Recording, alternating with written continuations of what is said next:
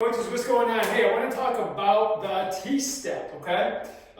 This is a conversation that's been going on for years and years, just like when I started to introduce this concept of the full step is actually a good thing, which I call the plyo step. Now we're talking about this conversation going back to, the 80s actually. Now the T-step is the same kind of family. It's in the same family, right? The reason an athlete would use a T-step is multifaceted, right? Sometimes the T-step is used to overcome a restriction, which is good in one way because they're buying space in that foot and ankle. But the fact that there's a restriction, that's not a good thing, right? But at least they're buying time. So a T-step, if you're unfamiliar, is when you see an athlete, going back, boom, and they plant, but they quickly do an external rotation. They get more foot contact on the ground. They get dorsiflexed, okay? My knees to the inside, not out here. If I get out here and I try to push, that's a tremendous amount of stress in the capsule, in the groin, and even on the lateral aspect of my ankle, as where, remember, acceleration is about lines of force. So I want this line from here to come through my front shoulder, which eventually becomes both shoulders when I come out of it. So the T-step is an avenue. It's an avenue for them to be able to control mass and momentum, to be able to have more foot contact, and be able to take off. Now, do I encourage the T-step? I do and I don't. I don't. If my athletes use it, they use it. If they don't, they don't. But if they use it, I usually understand why they did. So when an athlete really is going fast and now has to control that momentum, then possibly they're a little bit in the posterior aspect of loading versus the anterior aspect from the vertical axis. Okay? So if I get behind the vertical axis, I'm safer and stronger when I use a full foot contact. And I externally rotate, which loads my hip more, which gets my core involved and allows me to synchronize a takeoff out of that. Okay, so that's a great thing. But if I'm doing something really quick and pop, I go vertical here and I take off from that, that's great too.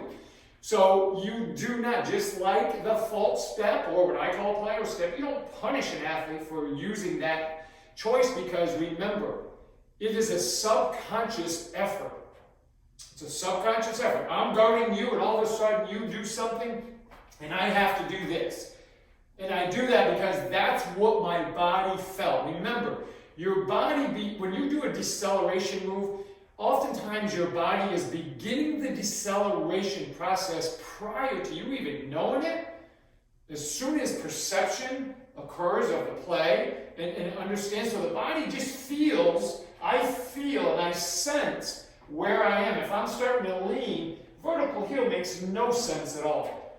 And my central nervous system and the wiring and the control of mass and momentum, action, reaction forces, all that gets played into this equation. This makes no sense.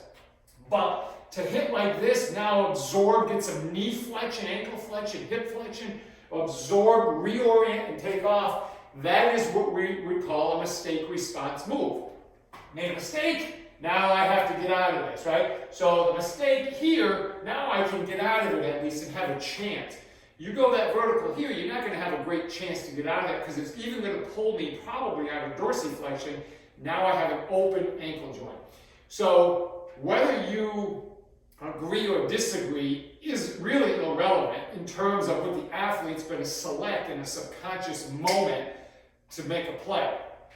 So the more you get on them about doing that, you're actually entering in confusion into them and you're reducing their options for greater potential of making a play. If I backpedal and my play is over there, just, this is 0, this is 10 degrees, and then I start creeping, into the degrees from there. To go vertical here, to go that way makes no sense. So you're going to see a T-step that allows me to go in that direction. If it happens to be this way, it's going to be the other foot, most likely, right? Because I will project opposite of where I want to go. Greater foot contact surface plays a big role in this as well.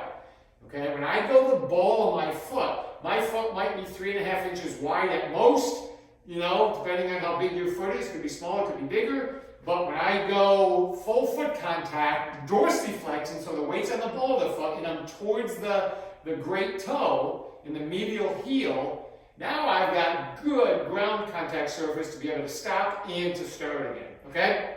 Something to consider. So don't get on an athlete for using a T-step. Allow it. A lot of times you don't even say anything about the footwork. You talk about the position. This is a bad position. So you talk to them about always leading with the shoulders. Keep your nose over your toes if you're backpedaling. Just always have the proper entry route into the ground and exit route out of the ground. Okay? All right. Love to get your thoughts on this because it's a topic that has been around for a long time, and I still see coaches trying to coach them out of it.